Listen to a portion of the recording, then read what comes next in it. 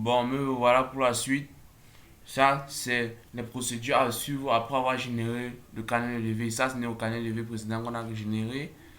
Bon, l'étape à suivre est de déterminer l'échelle auquel on doit effectuer nos différentes opérations. Bon, pour cela, on vient dans Courbe 2D, échelle du dessin. On choisit l'échelle. Il faut tout vérifier que tout est coché et la mise à l'échelle automatique. Donc moi je choisis l'échelle 1 sur 500. L'échelle on m'a donné. Après je vais déterminer mon échelle. Il y a aussi un truc que j'ai constaté. La couleur de mes points ne devait pas sortir de cette couleur. Ça devait sortir de couleur blanche. Pour cela, il y a une manière à y remédier. Mais si c'est de cette couleur, quand vous devez transformer en Word pour pouvoir imprimer, il y aura une petite faute d'imprimer. Ça serait un peu flou. Pour cela, vous rentrez ici sur calque, gestion des calques.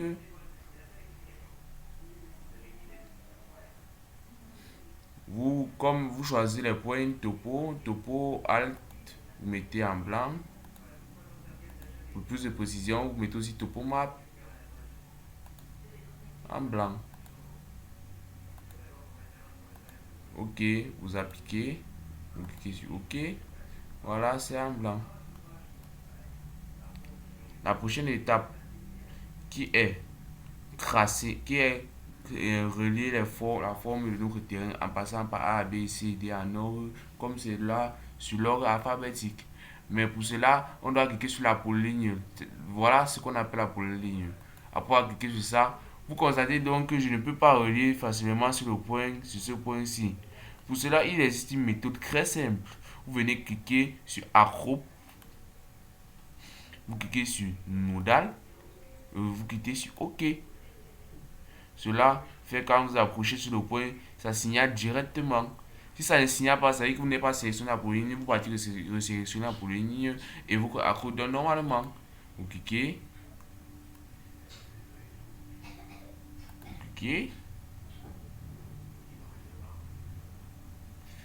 A, B, C,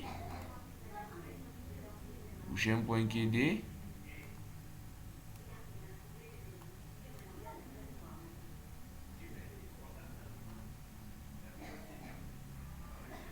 prochain point qui est E, et on ferme sur le point A, et on échappe.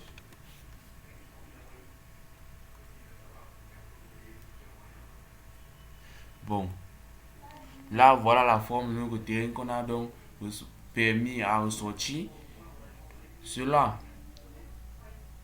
Pour cela, après avoir fait ça, il y a différents types de calculs qui s'effectuent dans calcul de distance et calcul de superficie. Bon, pour calculer la superficie, on repart encore 2D, cotation, division, cotation de surface. On sélectionne pointage dans un polygone. Quand c'est un polygone, mais au cas concret, si c'est dans un polygone, il y a des éléments qui peuvent venir à ce que vous calculez votre superficie, vous sélectionnez de polylignes. Mais là, on sélectionne la valeur en superficie, mètre 2. Ne choisissez jamais mètre carré car ça n'a pas affiché. Préfixe, superficie, format, mètre 2, décimal 2, bon, disons 3 chiffres, 3 chiffres derrière la virgule. Calcul blanc, OK, on clique sur OK. Vous venez, puisqu'on est dans un polygone, le moins à faire c'est cliquer au milieu. Notre superficie et venir cliquer derrière et cliquer sur ancrer. Voilà notre superficie en mètre carré. Bon, après avoir calculé la superficie, les prochaines étapes ce sont les calculs des distances, cotation, division, cotation linéaire. Bon, là on est dans un polygone, on choisit polygone. Polygone puisque c'est un chemin fermé. Bon, là on calcule, on sélectionne distance. Là, vous pouvez calculer distance, gisement et angle. Ça dépend alors. Si dans votre carnet, vous devez calculer la distance, vous cochez sur distance. Si c'est gisement, vous cochez sur distance, c'est angle, vous cochez sur angle. Mais là, on va calculer sur distance. On va calculer juste les distances en faisant notre calcul blanc pour les lignes, distance, blanc, c'est bon. Ok, on peut cliquer au milieu. Autant de fois que ça nous demande de cliquer, on clique. Bon. Là, vous avez constaté une erreur.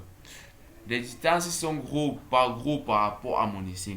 Il y a un seul moyen de remédier à ça. Vous sélectionnez toutes les distances. Vous sélectionnez. Après avoir sélectionné, vous venez ici là sur échelle. Vous voyez ça affiche échelle. Vous cliquez. Vous agrandissez avec votre curseur souris. Vous cliquez sur n'importe où sur votre affichage. Et vous tirez, ça vous donne la distance. Ça vous modifie la distance pareillement. Et pour déplacer, vous venez ici là, vous cliquez sur la souris. Ça vous donne vraiment comment déplacer. Vous venez juste vous cliquer. Vous cliquez, ça affiche le bleu. Vous cliquez, ça vous dit comment le déplacer. Selon comment vous déplacez avec le curseur de souris. Oh. Et vous venez là, vous cliquez, vous déplacez. Selon comment ça vous demande. Et chicha. Voilà donc mes différentes distances. Si vous voulez vérifier dans le carnet de levé, mes distances correspondent au levé effectué dans mon terrain.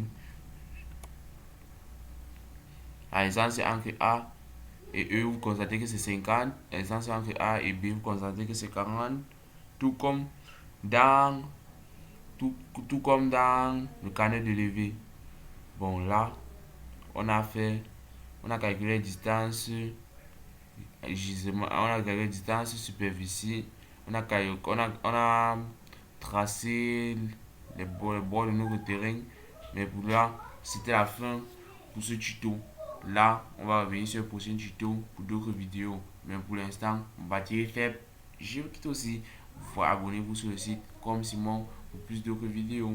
Ça, c'est la quatrième partie étape de la présentation AutoCAD.